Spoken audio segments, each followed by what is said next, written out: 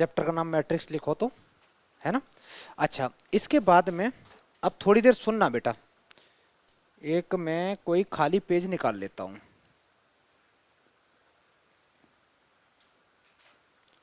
अभी ये मत लिखना कुछ भी, 2 मिनट सुनना। क्लास ट्वेल्थ में हमें पढ़ना क्या क्या है। तो क्लास ट्वेल्थ में बेटा एक तो ये पढ़ना, जल्दी आ जा बेटा, लेट क्यों आ रहा है। सुनो क्या क्या पढ़ना है। हम लोगों का जो पूरा सिलेबस है 11th जैसा नहीं है। 11th में क्या था, रैंडम था कि पहले किसी बच्चे ने सेट्स पढ़ा, रिलेशन फंक्शन पढ़ा, वो तो चलो थोड़ा बहुत मिलता भी। इसको ऑफ कर देना बेटा, फैन को ऑफ कर दो, नीचे से कर दो, नीचे स्विच ऑफ कर दो, इसको भी कर दे रहा हूँ। क्लास 11th में अलग ही सीन था कि उसमें क्या है, कहीं सेट्स पढ़ रहे हो, कोई रिलेशन फंक्शन है, परमुटेशन कॉम्बिनेशन का किसी से कोई लिंक नहीं है, प्रोबेबिलिटी है, बायनोमियल है, लिमिट्स है, डेरिवेटिव है।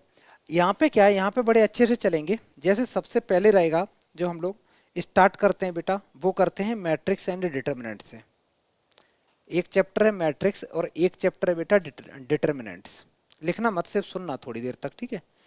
ऐसे ही तीसरे नंबर पे एक आता है बेटा रिलेशन एंड फंक्शन। अच्छा, रिलेशन फंक्शन वो वाला नहीं है जो तुमने 11th में पढ़ा, ठीक है।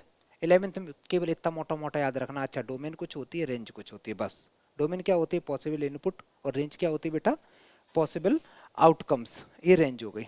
ये तो हम लोगों को इसमें पढ़ा था क्लास 11th में।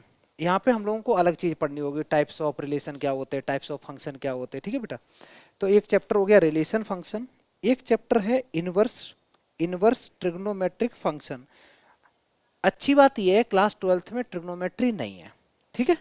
इनवर्स ट्रिग्नोमेट्री है, वो भी सिर्फ और सिर्फ बेटा 4 नंबर की है। 4 का ये आता है, 4 का ये आता है, दोनों चैप्टर मिला के 8 नंबर के आते हैं, ठीक है। ये मोटा मोटा तुम्हारे ये 10 नंबर के, पहले 12 के होते थे, ये 10 नंबर के आते हैं, 10 से 12 नंबर ये हो जाते हैं।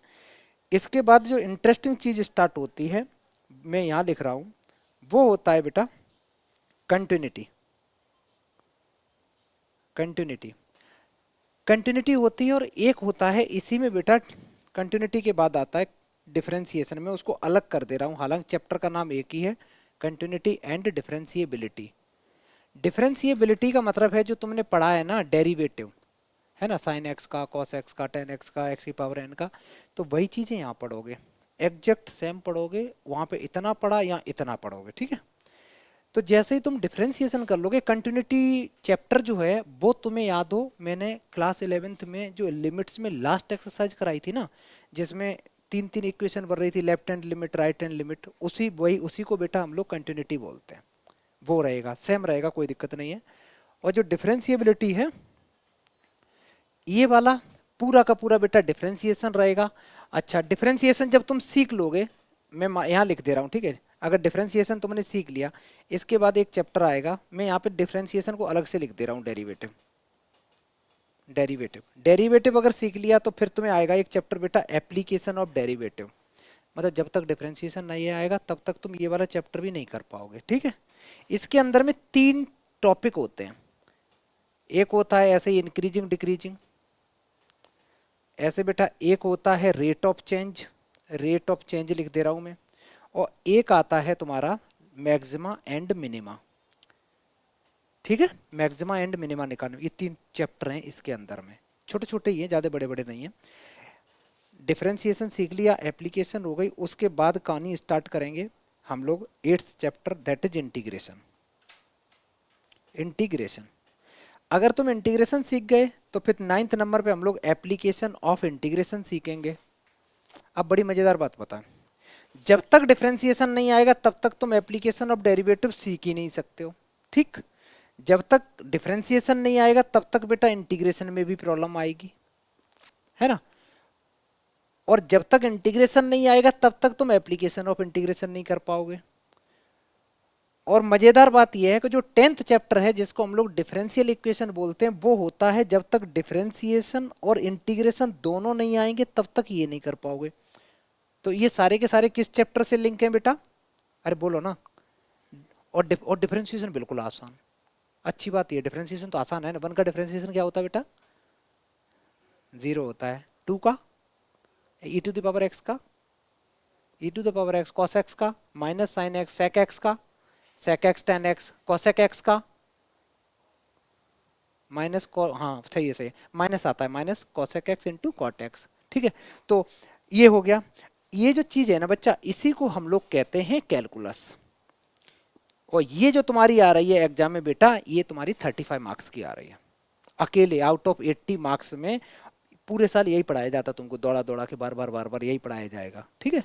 इसमें अभी जो बोर्ड का एग्जाम हुआ बहुत अच्छा है, सारे क्वेश्चन क्लास में करे हुए थे पूरे कंप्लीट, कोई भी एक भी क्वेश्चन ऐसा नहीं होगा जो क्लास में ना कराया गया हो, सारे एग्जैक्ट सेम आएंगे, ठीक है। तो ये हो गया। इसके बाद में एक चैप्टर और है बेटा, 11 नंबर पे मैं लिख सकता हूँ। एक आता है वेक्टर, जो बच्चे पीसीएम वाले हैं वो अच्छे से समझते होंगे। एक वेक्टर आता है, एक बेटा 3D होता है। इसके बाद में एक चैप्टर बिल्कुल आसान सा दे रखा है जिसको हम लोग एलपीपी बोलते हैं, और लास्ट बचा है जो हमेशा हर बुक में होता है लास्ट, प्रोबेबिलिटी। प्रोबेबिलिटी अच्छा चैप्टर है, मतलब काफ़ी लेंथी चैप्टर है, वैसा नहीं है, बिल्कुल आसान वाला। तो ये हो गया तुम्हारा पूरा का पूरा क्लास 12th का सिलेबस। कुछ छूट तो नहीं गया? नहीं, कुछ कुछ नहीं छूटा, सारा है। इतना समझ में आ गया? अब इसको लिखने की जरूरत नहीं। अब बेटा हम लोग कहानी स्टार्ट करते हैं। अब स्टार्ट करते हैं पहले से। लिखना मत, जब मैं बोलूँ तभी लिखना बेटा। अब बात आती है कि मैट्रिक्स चैप्टर में सबसे पहले यही क्वेश्चन है कि मैट्रिक्स क्या होता है। तो मैट्रिक्स बड़ी आसान चीज़ है बेटा। नंबर्स को रो और कॉलम में हम अरेंज करते हैं, उसी को मैट्रिक्स बोलते हैं। कुछ नंबर्स दे रखे हैं, डेटा दे रखा होता है। जैसे मान लो बड़ी बड़ी कंपनियां हैं, ठीक है, बहुत बड़ी कंपनियां हैं, बहुत ढेर सारा वो डेटा ट्रांसफ़र करना चाहती हैं। अब एक आसान भाषा में बताएं तो एक कंपनी में मान लो कुछ प्रोडक्ट वो बनाते हैं, ABCD प्रोडक्ट बनाते हैं। और प्रोडक्ट बनाते समय जरूरी थोड़ी नहीं एक ही मशीन से सारे आउटपुट निकलते हों। एक मशीन यूज हो रही मान लो 2 घंटे के लिए, एक मशीन पे जा रहा है 3 घंटे के लिए, फिर ऐसे। और वो बार बार स्टेटमेंट में लिखोगे तो गंदा लगेगा। इसको मैं आसान तरीके से अगर बताऊं बेटा, मान लो एक बच्चे का नाम है राहुल, एक बच्चे का नाम कुछ ऐसे भी ले रहा हूँ, चलो राम लिख दिया। एक का और कुछ ले रहा हूँ मैं, चलो देव लिख दे रहा हूँ, ठीक है। ये 3 बच्चे हैं। यहाँ मैंने लिखा, यहाँ मैंने पेन लिख दिया, यहाँ मैंने पेंसिल लिख दिया, और यहाँ मैंने नोटबुक लिख दिया। अभी लिखना नहीं, सिर्फ सुनते जाना। एक एग्जांपल ले रहा हूँ। मैंने ये बोला कि राहुल के पास 2 पेन हैं, एक पेंसिल है, 4 नोटबुक हैं। फिर मैंने बोला राम के पास में बेटा 5 पेन है, पेंसिल इसके पास में एक भी नहीं है, और यहाँ पे इसके पास 7 है।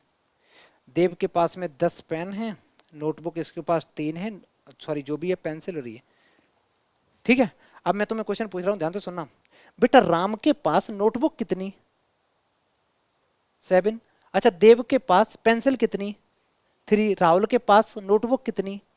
बड़ी आसानी से तुम बता दे रहे हो। कितने आसानी से? क्योंकि तुमने क्या किया, डेटा को हॉरिजॉन्टल और वर्टिकल में रिप्रेजेंट कर दिया। तो तुम यहाँ पे जाके तुरंत देख लेते हो, अच्छा ये पूछा जा रहा है, तो इधर आ गया, ये राम है और ये क्या है, इसकी पेंसिल हो गई है।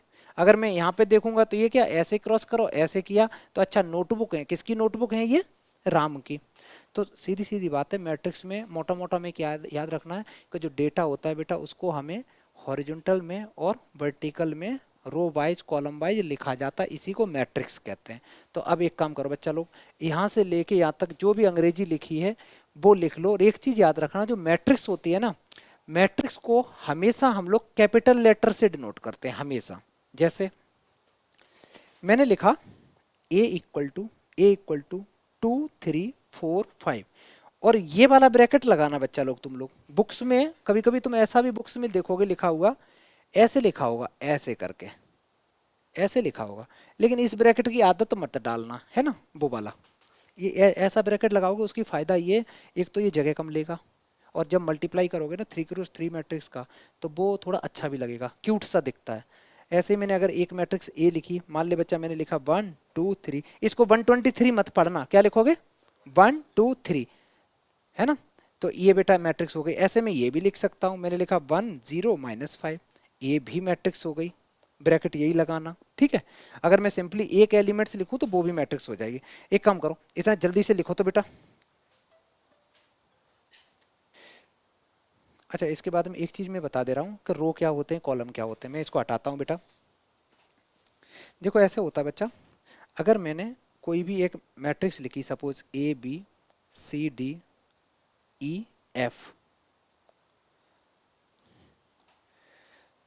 तो ये जो दे रखा है इसको बच्चा हम लोग बोलते हैं C1। C1 का मीनिंग क्या है, कॉलम नंबर 1। ऐसे ही अगर मैंने ये लिखा तो ये तुम्हारा कॉलम नंबर 2 हो गया, ये कॉलम नंबर 3 हो गया। और रो जो काउंट करते हैं वो ये वाली जो रो है ना बेटा, इसको हम लोग बोलते हैं R1, और ये जो सेकंड है इसको बोलते हैं R2। ठीक है, ऐसे करके हम लोग रिप्रेजेंट करते हैं। अब मेरे को कोई बच्चा बताएगा, मैंने सिर्फ ये लिखा A = 3, मेरे को ये बताओ इसमें रो कितनी है, कॉलम कितने हैं? एक रो है एक कॉलम है, ठीक है। तो जल्दी से लिख लो बेटा, ये ऐसे करके बना लो, याद रहेगा।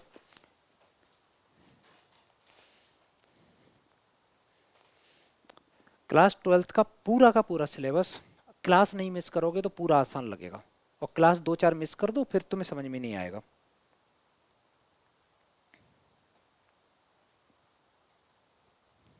चलो आगे बढ़ते हैं, मैं चेंज कर रहा हूँ, ठीक है। जल्दी लिख बेटा, देखो। इसके बाद कहानी आती है order of the matrix. Order of the matrix, अच्छा तुम लोगों ने 10th में वो नहीं पढ़ा होगा, डिग्री पढ़ी होगी, ऑर्डर नहीं पढ़ाता है ना। चलो अभी इसी में पढ़ोगे। अच्छा, ऑर्डर ऑफ द मैट्रिक्स क्या होती है लिखना मत, पहले सुनना। अगर मान ले बेटा मैंने एक मैट्रिक्स लिखी, 2 3 -5 2 -5 2, तो इसमें नंबर ऑफ रो कितने हैं बताना। तो ये नंबर ऑफ रो यहाँ लिखे जाएंगे, ठीक। यहाँ पे मल्टीप्लाई का साइन लगाएंगे, क्रॉस। अच्छा, नंबर ऑफ कॉलम बताना बेटा 2, तो इसका ऑर्डर जो होगा, ये इसका ऑर्डर हो गया, कितना हो गया ऑर्डर? 4 मत बोल देना, थप्पड़ खा जाओगे। 4 नहीं बोलोगे, क्या बोलोगे? सिर्फ 2 × 2, 2 × 2 बोलते हैं, ठीक है। 2 × 2 ऑर्डर हो गया। आगे सुनो, आगे सुनो। चलो, एक मैंने लिखा बेटा मैंने लिखा 1 2 -5। बेटा मेरे को ऑर्डर बताओ। गलत आंसर। पहले रो बोल लिखते हैं, पहले क्या लिखते हैं? पहले रोज लिखते हैं, फिर दूसरे नंबर पे कॉलम लिखते हैं। इसमें कितनी रो है बेटा? क्या लिखा है? इफ देयर आर m रोज, अगर m रो हैं और n कॉलम है, तो जो ऑर्डर होगा वो m×n होगा, ना कि n×m, ठीक है। तो इसमें कितनी रो है बेटा? एक, 1, तो 1 लिखो। अच्छा, कॉलम कितने? 1 2 3, तो 1×3 आंसर। आगे नेक्स्ट सवाल, मैंने लिखा -1 5 7। बेटा इसका ऑर्डर बताओ। 3×1 राइट आंसर है। ऑर्डर कितना हो गया? 3×1। सारे कॉपी करो, जल्दी करो, सारे कॉपी करो। ये 1 नंबर का क्वेश्चन आता है ऑर्डर पूछने वाला, वो भी चांस बहुत कम है।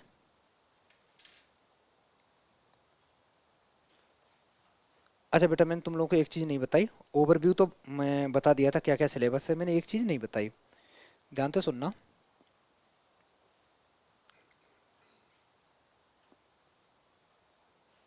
बताई नहीं, का आया ही नहीं इसमें है। हाँ,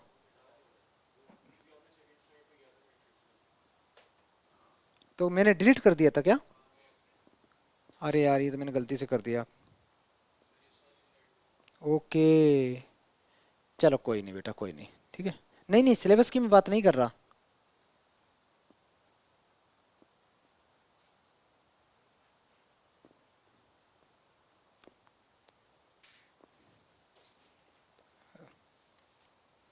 इसमें एक चीज़ और है बेटा, देखो सारे बच्चे यहाँ देखो।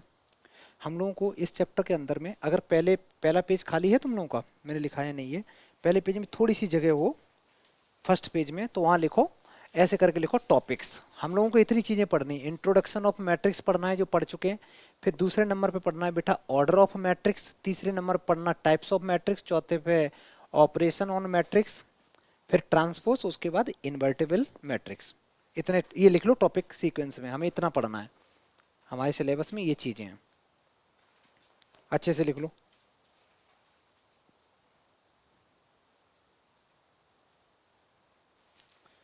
ये तो लिख लिया है ना, जल्दी कर बेटा।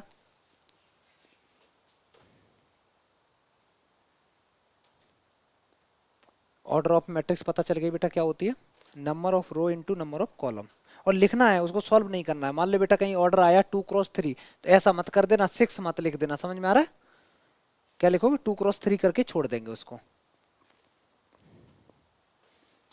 नेक्स्ट देखो, हम लोग ये तो पढ़ ही चुके, मैट्रिक्स पढ़ चुके हैं, इसके बाद ऑर्डर ऑफ द मैट्रिक्स पढ़ चुके हैं।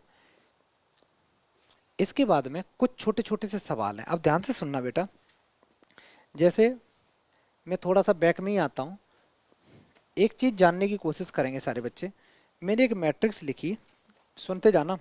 मैंने एक मैट्रिक्स लिखी, तो ये है ए, तो ये फर्स्ट रो फर्स्ट कॉलम है, ये है बेटा फर्स्ट रो सेकंड कॉलम, ये है फर्स्ट रो थर्ड कॉलम, ये है तुम्हारा second row first column, second row second column, second row third column. ऐसे में और आगे लिखूं तो इसको क्या लिखेंगे बेटा, third row first column, third row second column, third row third column. तो अगर मैं रैंडमली तुमसे पूछूं, लिखा है A45, इसका मीनिंग क्या है, फोर्थ रो फिफ्थ कॉलम। समझ में आ गया। चलो अब यहाँ पे ये लिखना चाहो तो लिख लो, नहीं लिखोगे तब भी चलेगा। अब मैं क्वेश्चन बता रहा हूँ, एक बिल्कुल बेसिक चीज है। ये कुछ सवाल दे रखे, इसने क्या बोला बेटा, इसने बोला कि एक 2x3 की मैट्रिक्स बनाओ, बनाओ, ठीक है। और कहता है उसके एलिमेंट्स ये ऐसे निकालने, तुमको कुछ ये गंदा सा रिलेशन दे रखा है, ठीक है। ये एग्जाम में आया हुआ सवाल है सीबीएसई में।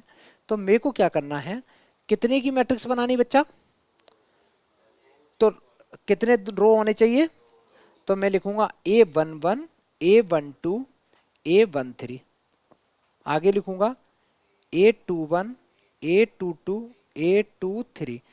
ये हो गई मेरी, यहाँ पे लिखने भी, यहाँ पे लिखना बेटा, यहाँ क्या लिख सकते हो 2x3। अब कहानी स्टार्ट होती है कि हमें निकालना A11, A11। तो ये जो है 1, ये है तुम्हारा I की वैल्यू, ये होती है J की वैल्यू, ठीक है। तो मेरे को ये जो पहला क्वेश्चन है, हम लोग फर्स्ट पार्ट कर रहे हैं बच्चा, तो सबसे पहले निकालेंगे A11।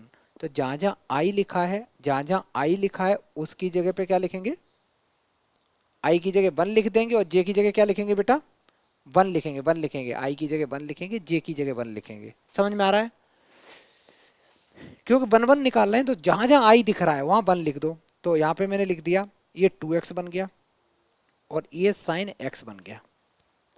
ऐसे बेटा अगर मैं निकालूंगा ये मैंने A11 निकाला, ऐसे A21 निकालता हूँ चलो। तो इसमें I की जगह क्या लिखूंगा, 2, तो ये बन गया। I की जगह जैसे ही 2 लिखूंगा तो 2 2 जब 4 बन गया, ये बेटा साइन 2x बन गया।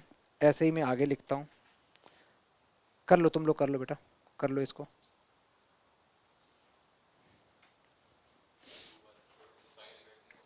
ये मैं ऐसे लिख रहा हूँ ना, यहाँ पे साइन एक्स होगा, ओनली साइन एक्स होगा बेटा। अच्छा 1 2 निकालेंगे तो x की जगह 1 पुट कर दो, तो ये बन गया e की पावर x, यहाँ बन गया बेटा 2x, और 2 2 है तो e to the power 4x, और इसकी जगह पे हो जाएगा, दोबारा बोलना, ए क्यों होगा सोच के, अच्छा ये 2 एक पहले से चल रहा है इसलिए ये पहले वाला होगा।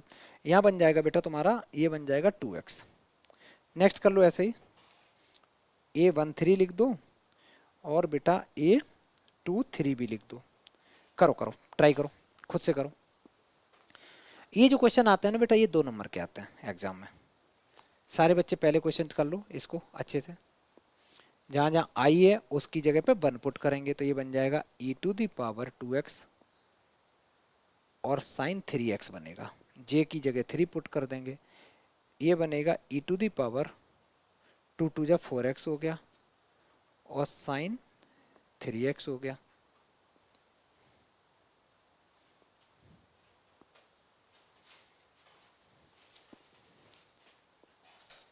कर लो कर लो, इसमें कुछ नहीं करना है। जहाँ आई है पहला नंबर जो है वो आई से रिप्लेस कर दो, दूसरा वाला बेटा जे से रिप्लेस कर दो, ठीक है। पहला वाला आई से, दूसरा वाला जे से।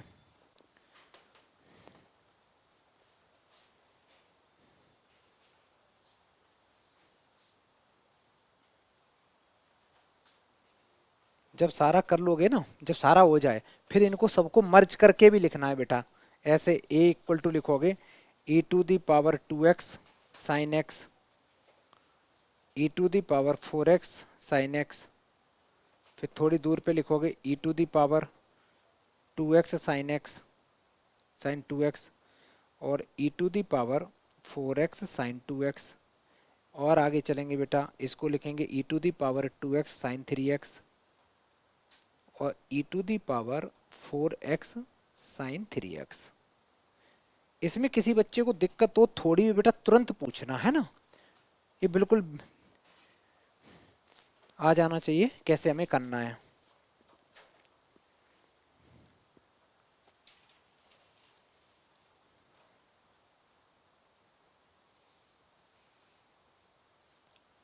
हो गया बेटा, जब हो जाए फिर सेकंड वाले में करना। सेकंड वाले पे मॉड लगा हुआ है। मॉड का मीनिंग क्या होता है बेटा, हमेशा पॉजिटिव वैल्यू आएगी, हमेशा पॉजिटिव। ठीक है, पहले इसको कर लो फिर दूसरे वाले पे करोगे। देखो बेटा, एक रो के मैं निकाल दे रहा हूं सेकंड वाले क्वेश्चन के।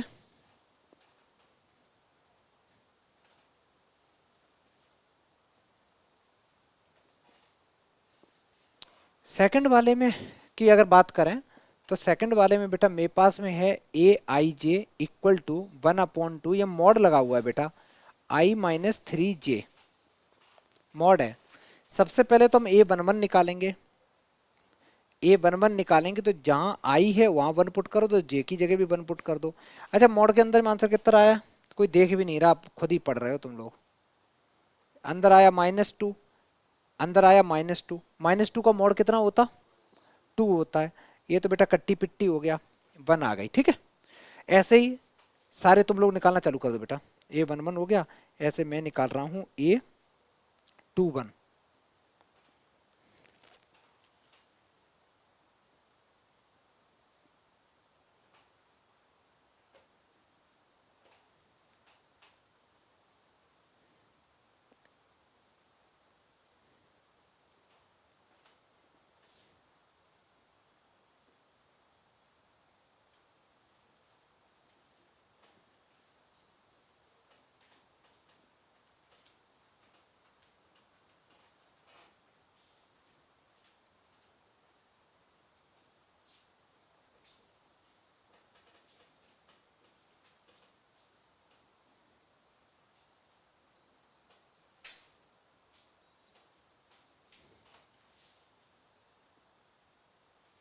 और ये सीक्वेंस मैटर नहीं करता। अगर कोई बच्चा मेरी तरह नहीं लिखना चाहता है कि 1 1 के बाद वो 1 2 लिखना चाहता है तो कोई दिक्कत नहीं है, बट जो बाद में मैट्रिक्स अरेंज करके लिखोगे वो एग्जैक्ट सेम लिखना।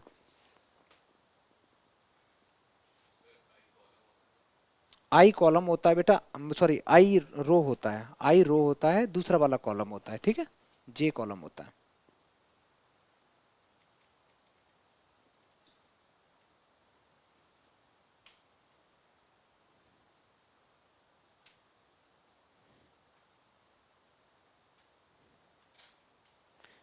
2 3 आ जाएगा।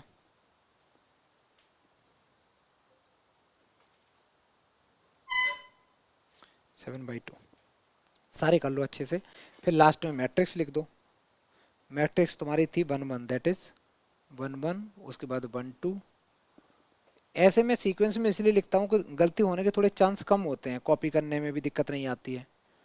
2 1, ये भी, इसकी वैल्यू आई है 2 और लास्ट वाले की वैल्यू आई है 7/2। ये बेटा तुम्हारी मैट्रिक्स हो गई, अच्छे से लिख लो। इसके बाद में देखो, ये तो आंसर हो गया। यहाँ पे ऑर्डर भी लिखना चाहो लिख दो। कितना ऑर्डर बन गया इसका, 2:3 नहीं, 2x3 बोल दोगे। ठीक है, नेक्स्ट एक छोटा सा सवाल है, सारे बच्चे ट्राई करेंगे। क्वेश्चन लिखो, जल्दी लिखो। कहता है कोई एक मैट्रिक्स है जिसके अंदर में 28 एलिमेंट्स हैं, तुम्हें ये बताना है कि उसके पॉसिबल ऑर्डर क्या क्या हो सकता है। ठीक है, क्वेश्चन पहले कॉपी कर लो अच्छे से।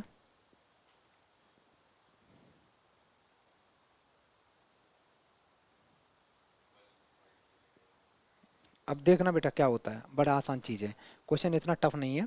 क्वेश्चन में ये कहता है, मैं एक दूसरा एग्जांपल लेता हूँ। मान ले बेटा मैंने एक मैट्रिक्स लिखी 2 3 4 5 6 7। इसमें नंबर ऑफ रो कितनी है, 2। कॉलम कितने, इन दोनों का बच्चा मल्टीप्लाई करना, आंसर कितना आ रहा, 6 आंसर आ रहा। तो ऑर्डर का मल्टीप्लाई करने से मेरे को नंबर ऑफ एलिमेंट्स पता चल जाते हैं, इनको हम लोग एलिमेंट्स बोलते हैं। ये जो जितने भी हैं ना इनको क्या बोलते हैं बेटा, एलिमेंट्स बोलते हैं। तो हमें नंबर ऑफ एलिमेंट्स पता चल जाते हैं। जैसे कोई मैट्रिक्स है 4 क्रॉस 3 की, तो नंबर ऑफ एलिमेंट्स कितने हो गए, 12 हो गए आराम से। अब मेरे पास में पहले से यार ये गिवन है, ये मेरे पास 28 गिवन है। अब वो पूछा है कि ऑर्डर क्या क्या हो सकते हैं, तो हम लोगों को क्या करना है, 28 के दो दो के मल्टीपल बनाने हैं, कितने बन सकते हैं। तो कैसे बन सकते हैं देखना बेटा, अभी ध्यान से सुनना। पहला तो यही बन सकता है 28 × 1, 28 रो कर दो, 28 रो कर दो, कॉलम एक ही रखो, मतलब ऐसे, ठीक है। एक तो ये बन सकता, तो इसका एक उल्टा भी तो होगा बेटा, 1 × 28।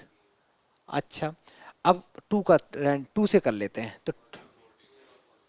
तो किसी बच्चे ने बोला 2 × 14, तो दूसरा उल्टा बोलो बेटा, 2। चलो 2 का भी खत्म हो गया। 3 से डिवाइड होता नहीं है, 4 से होता है, 4 × 7 होता है, तो 7 × 4 होता है, 7 भी खत्म। और किससे होता है बेटा, किससे, मेरे को लग रहा खत्म हो गए क्या, सारे हो गए, ठीक है। लिख लो बेटा, ये ऑर्डर बन गए तुम्हारे। 13 होते तो 2 होते, 13 × 1 13। अच्छा अच्छा, 13 भी दे रखा है, तो पहले का तो आंसर बेटा ये आ गया तुम्हारा, है ना। तो ये हो गए तुम्हारे पास पॉसिबल ऑर्डर्स, पूरे लिख के आओगे ऐसे एग्जाम में। और सेकंड वाला जो क्वेश्चन है उसके ऑर्डर पॉसिबल क्या हो गए, 13 × 1, दूसरा क्या हो जाएगा बेटा, 1 × 13। जल्दी लिखो, अच्छे से लिख लो।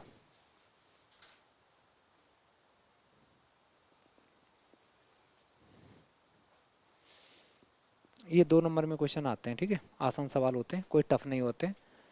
तुम्हारे पास में कोई भी नंबर दे रखा होगा, वहां से उसके मल्टीप्लाई करके देख लो क्या क्या पॉसिबिलिटी बढ़ रही है। नेक्स्ट सवाल करते हैं बेटा, जल्दी करो।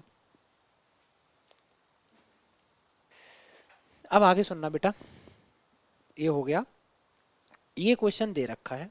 अब इसमें बवाल नहीं है, इसमें देखो तुम्हारे पास में AIJ = कुछ गंदा सा दे रखा है, I + 2J का होल स्क्वायर अपॉन 4।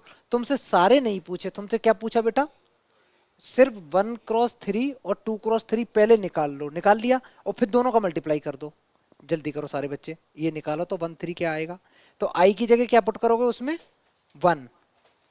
जब 1 3 निकालोगे, पहले तो फॉर्म मैट्रिक्स इतना इतना, तो पहले निकालोगे 1 3, आई की जगह 1 पुट करेंगे और जे की जगह 3/4।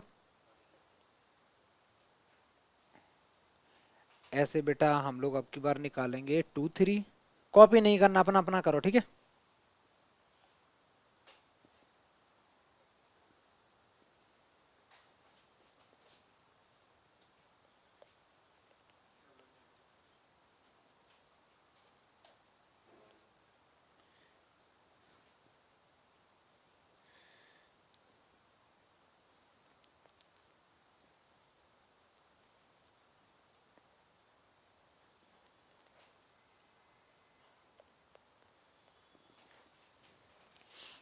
दो ही चाहिए थे ना बेटा।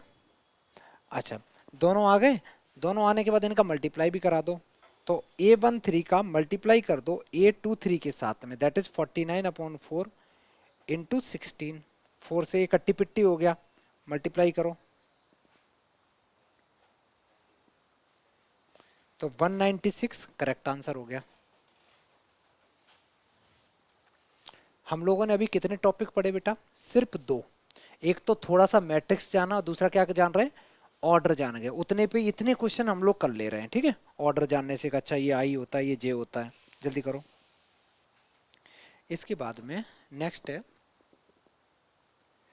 Types of matrix. सारे बच्चे हेडिंग डालो बेटा, टाइप्स ऑफ मैट्रिक्स, ये हम लोग तीसरी हेडिंग पढ़ रहे हैं। आज टाइप्स ऑफ मैट्रिक्स भी अच्छे से फिनिश हो जाएगा। हेडिंग तो लिख ली ना। अब पहला टाइप यहां से आता है, type number 1, that is row matrix. अगर कहीं लिखा हो बच्चा रो मैट्रिक्स, तो एक चीज याद रखना, जो रो मैट्रिक्स होती है उसका ऑर्डर हमेशा होगा बेटा, जो उसका ऑर्डर होगा वो होगा, रो मैट्रिक्स है ना, तो 1 क्रॉस m या n लिख दे रहा हूँ, 1 क्रॉस n ऑर्डर होगा उसका रो मैट्रिक्स का। एक एग्जांपल देता हूँ, अगर मैंने मैट्रिक्स लिखी ऐसे करके 1 2 -5 10 0 जो भी है, इसको बेटा हम लोग रो मैट्रिक्स बोलते हैं। तो इसका ऑर्डर कितना है, 1 क्रॉस 1 2 3 4, 1 क्रॉस 4, ये रो मैट्रिक्स हो गई। आगे सुनो, आगे सुनो बेटा, बंद कर ले अलार्म। दूसरे नंबर पे तुम्हारा आता है जिसको हम लोग बेटा बोलते हैं कॉलम मैट्रिक्स। खुद बताओ क्या होगा। एक चीज बस याद रखना, जो रो होती है, रो को हम लोग m से डिनोट करते हैं, कॉलम को n से, रो को हम i से डिनोट करते हैं, कॉलम को j से। यही बस दो नोटेशंस याद रखना, बाकी का वो चलता रहेगा। अब यहाँ पे अगर मेरे को लिखना हो तो पहले तो मैं यहाँ लिखूंगा तो वो m क्रॉस 1 लिख दूंगा।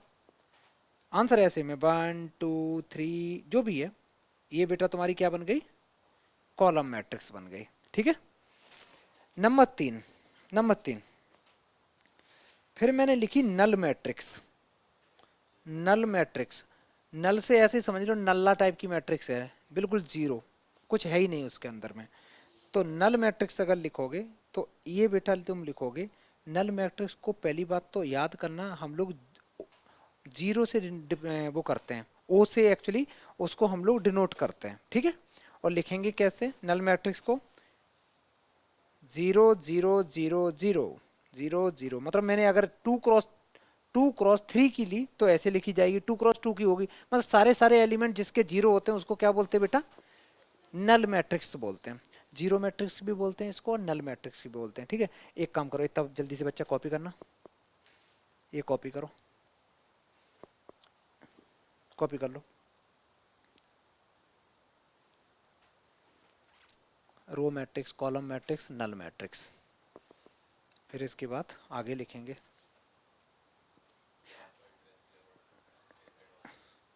और अच्छा, यहां देख बेटा, मैंने क्या क्या लिख दिया, रो मैट्रिक्स लिख दी, कॉलम लिख दिया, नल लिख दिया। इसके बाद चौथा नंबर पे डालते हैं बेटा स्क्वायर मैट्रिक्स। ध्यान से सुनना, स्क्वायर मैट्रिक्स नाम से ही पता चल रहा है स्क्वायर होता क्या है बेटा, स्क्वायर में लेंथ और विड्थ इक्वल होती है कि नहीं होती है।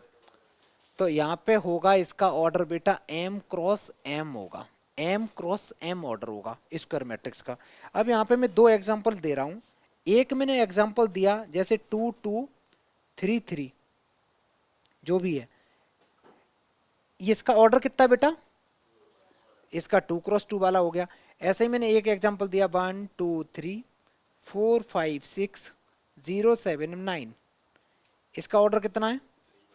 दोनों एग्जांपल जल्दी लिखो, दोनों एग्जांपल जल्दी लिखो बेटा। बस m और n दोनों इक्वल होते हैं, स्क्वायर नाम से ही पता चल रहा है, जिसमें नंबर ऑफ रो और नंबर ऑफ कॉलम इक्वल होते हैं उसको हम लोग स्क्वायर मैट्रिक्स बोलते हैं। और जिसमें एक रो होती है वो रो मैट्रिक्स, जिसमें एक कॉलम होता है वो कॉलम मैट्रिक्स, जिसमें कुछ नहीं होता है नल, उसको नल मैट्रिक्स बोलते हैं। ये तुम्हारी स्क्वायर मैट्रिक्स हो गई। ठीक है। नेक्स्ट हेडिंग डालेंगे सारे बच्चे, जल्दी लिख बेटा। तुम धीरे धीरे क्यों लिख रहे हैं आज, पेन चेंज करो पहले तो, है ना, ये पेन, पेन ही तुम्हारी कृपा छुपी है बेटा पेन में। हाँ देखो, स्क्वायर मैट्रिक्स के बाद नेक्स्ट डालो बेटा, मैं हटा रहा हूं, मैं हटा दूं ये,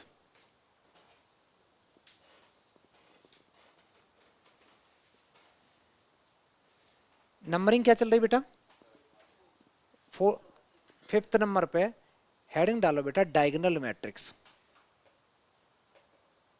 डायगोनल मैट्रिक्स, डायगोनल मैट्रिक्स बड़ा आसान चीज है, ये ऐसे याद रखना, ऐसे याद रखना। अगर मैंने बच्चा एक मैट्रिक्स लिखी, मैंने लिखा A 0 0 0 B 0 0 0 C। इंटरेस्टिंग चीज ये है कि डायगोनल बेटा, इसमें सुन लो बे, लिखने में लगे हो सारे के सारे, इसको बेटा हम लोग डायगोनल लेते हैं, इसको डायगोनल लेते हैं हम, इसको डायगोनल कभी कंसीडर नहीं करेंगे। ठीक है। हम लोग सिर्फ और सिर्फ इसको डायगोनल लेंगे। और इंटरेस्टिंग चीज ये है कि डायगोनल मैट्रिक्स जो होती हैं वो हमेशा स्क्वायर मैट्रिक्स होती हैं। अगर मैं एक तुम्हें गंदी सी एक मैट्रिक्स दे दूं, मैंने लिखा 2 3 4 5 6 7, बेटा मेरे को बताना इसका डायगोनल क्या होगा, होगा ही नहीं, होगा ही नहीं ना, ये तो बदतमीजी। अब ये मत कहना सर ऐसे ऐसे चले जाओ, इसको इसी को बदतमीजी कहते हैं, ये नहीं। डायगोनल मैट्रिक्स हमेशा कैसी होगी, एक स्क्वायर मैट्रिक्स होगी, ठीक है बेटा। तो मैं इसको हटा देता हूं। डायगोनल मैट्रिक्स के तुरंत बाद में, डायगोनल मैट्रिक्स में क्या होता है, सिर्फ और सिर्फ डायगोनल एलिमेंट्स होंगे, बाकी के सारे सारे क्या होंगे, जीरो। सिर्फ डायगोनल होंगे, बाकी के इधर उधर के एलिमेंट्स सारे जीरो होंगे, ठीक है। नेक्स्ट नेक्स्ट, अगर मैंने 6 नंबर पे लिखा स्केलर मैट्रिक्स, स्केलर मैट्रिक्स। अच्छा, स्केलर मैट्रिक्स क्या होता है, स्केलर मैट्रिक्स में जितने भी डायगोनल एलिमेंट होते हैं वो सारे सेम होते हैं। तो मैं यहां लिख दे रहा हूं diagonal elements are same, diagonal elements are same.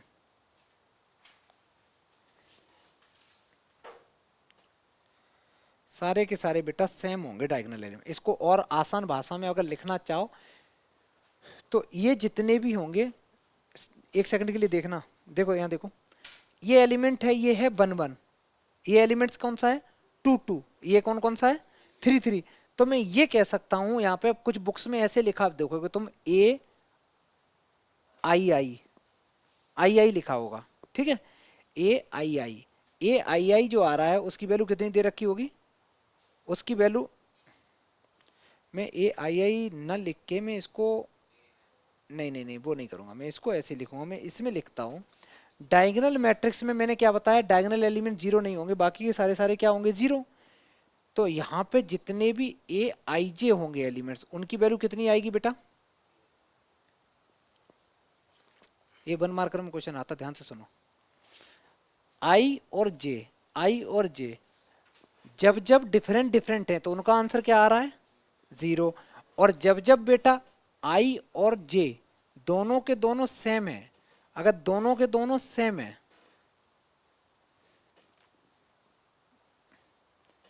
If i equal to j, then जो ए आई जे होगा उसकी वैल्यू कितनी आ रही है, not equal to zero. Very good, समझ में आया। एक सेकंड और सुन लो, जब ये डायगोनल एलिमेंट्स हैं तो ये होता 1 1, ये होता 2 2, ये होता 3 3।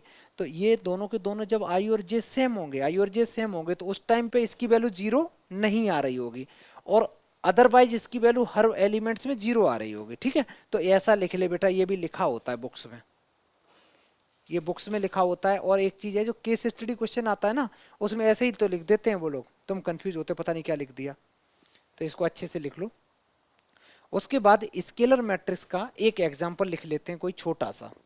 मैंने लिखा स्केलर मैट्रिक्स का एग्जांपल, सपोज ए 0 0 0 ए 0 0 0 ए, इसको हम लोग बोलते हैं स्केलर मैट्रिक्स। याद रखना, डायगोनल मैट्रिक्स भी स्क्वायर मैट्रिक्स होती है, स्केलर मैट्रिक्स भी स्क्वायर मैट्रिक्स होती है। और इंटरेस्टिंग चीज ये है, हम लोग 90% जो काम कर रहे होते हैं वो हम लोग स्क्वायर मैट्रिक्स पे ही करते हैं ज्यादातर, ठीक है।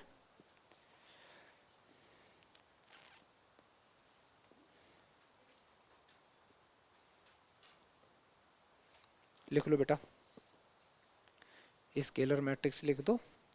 इसके बाद मैं लिखाता हूं नेक्स्ट,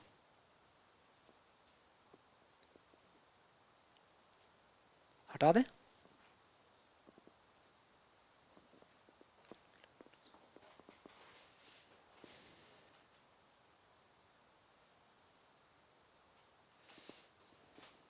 स्केलर के बाद लिखो बेटा ट्रायंगुलर में upper triangular matrix.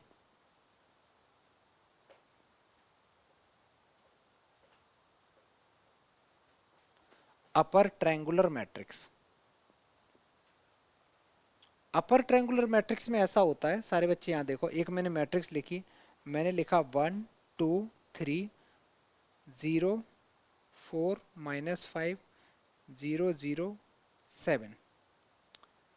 Upper triangular का मीनिंग होता है, अपर ट्रायंगुलर का मीनिंग होता है अपर साइड में ट्रायंगल बन जाना।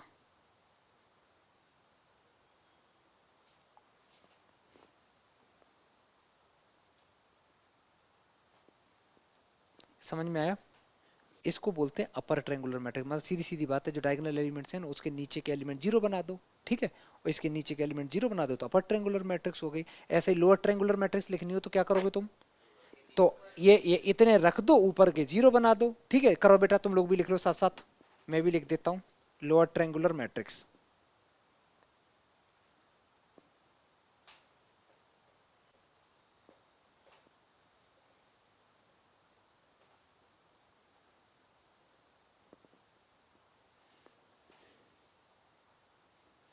लोअर ट्रायंगुलर में ऐसे हो जाएगा 1 0 0 3 5 0 4 7 8, कुछ भी कर दो। ये बेटा तुम्हारा बन गया लोअर ट्रायंगुलर बन गया, ये तुम्हारा ये लोअर ट्रायंगुलर बना, ये पूरा का पूरा लोअर में ट्रायंगल बन गया। ठीक है बेटा, अपर ट्रायंगुलर लोअर ट्रायंगुलर में किसी को कोई दिक्कत? हमेशा बेटा सारे के सारे स्क्वायर होंगे। जब स्क्वायर है, एक्चुअली क्या है ना, स्क्वायर दादाजी हैं, पर दादा वहीं से कौन निकले, वहीं से तुम्हारे निकले डायगोनल मैट्रिक्स निकली, डायगोनल से ही स्केलर निकला। जब तक तो मैं एक सवाल पूछता हूँ 1 नंबर का, all scalar matrix are diagonal matrix, ये बात सही है गलत है? बिल्कुल सही है, क्योंकि स्केलर मैट्रिक्स के भी इधर उधर के एलिमेंट्स उसके भी 0 होते हैं बेटा। बस अंतर क्या है डायगोनल में और स्केलर में? स्केलर में इक्वल होते हैं और डायगोनल में क्या है, नहीं होते हैं, बस इतना अंतर है। ठीक है, अच्छा बाकी के अपर ट्रायंगुलर हो गया, लोअर ट्रायंगुलर होगा, सारे के सारे स्क्वायर मैट्रिक्स होती हैं। अगर मैंने ऐसे लिख दिया 1 2 3 4 5 6, मेरे को बेटा अपर ट्रायंगुलर बना के दिखाना यहाँ पे, बनेगा ही नहीं, बन ही नहीं रहा ना ट्रायंगल, छोड़ दो छोड़ दो, नहीं बन रहा। तो इतना चीज समझ में आई। इसके बाद में लिखोगे बेटा, अगर कहीं लिखा हो इक्वल मैट्रिक्स, मैंने हेडिंग लिखा इक्वल मैट्रिक्स, दो मैट्रिक्स को कैसे हम इक्वल प्रूव करेंगे? तो दो मैट्रिक्स इक्वल तभी होती हैं, दो मैट्रिक्स इक्वल तभी होती हैं जब उनके दोनों के ऑर्डर सेम हो। ठीक है, और एक एक एलिमेंट दूसरे एलिमेंट के एग्जैक्ट सेम हो। जैसे मैंने लिखा बेटा ए बी और इसका ऑर्डर कितना है बेटा 2 क्रॉस 2, और अगर मैं इसको इक्वल करना चाहता हूँ 0 5 -2 एंड 3, मेरे को एक बात बताओ, इसका ऑर्डर भी यही है? इक्वल मैट्रिक्स में ये कंडीशन होती है कि इसका जो फर्स्ट एलिमेंट है इसके फर्स्ट एलिमेंट से इक्वल होना चाहिए। तो ए की वैल्यू कितनी होनी चाहिए? 0। ऐसे बी की बताओ, सी की बताओ, और डी की बता दो 3। तो इक्वल मैट्रिक्स कब होंगी? पहली चीज ऑर्डर सेम हो और हर एक एलिमेंट के एग्जैक्ट सेम बराबर हो। ठीक है, ये एक्चुअली क्या होता है ना, 1 मार्कर क्वेश्चन पूछा जाता है, ऐसे लिख दिया, तुमसे पूछा जाएगा कि दो matrix are equal then find the value of ABCD, तो कंपेयर कर दो, आंसर निकाल दो। ठीक है, जल्दी लिखो बेटा, कंपेयर करके आंसर निकाला जा सकता है।